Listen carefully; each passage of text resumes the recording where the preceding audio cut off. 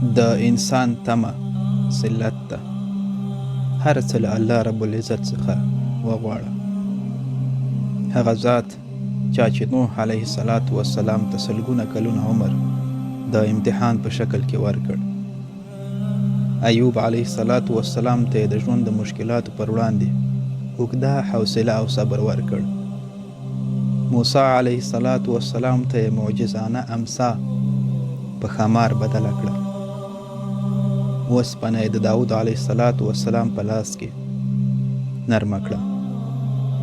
باد، مرغان، حیوانات او جنیات یې د سلیمان علیه السلام تابع وګرځول. یونس علیه السلام یې د نهنګ په ګېډه کې محفوظ وساته. عیسی علیه السلام یې پر دار له زړولو نه وژغوره. رحمت للعالمین جناب محمد رسول الله صلی الله علیه وسلم یې د ژوند له ټولو آفتونو او فتنو څخه په امن کې وساته.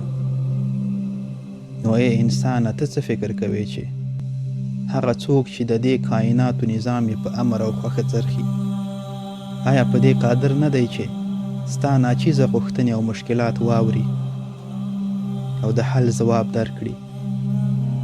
الله تعالی فرمایي: بسم الله الرحمن الرحیم وقال ربکم ادعوني استجب لكم.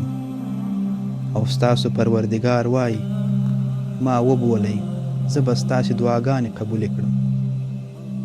فکر وکړه او دا باور ولره چې ژر یا وروسته حتما د دعاوې او غوښتنې ځوابیږي. حتما باور ولره. السلام علیکم ورحمة الله وبرکاته.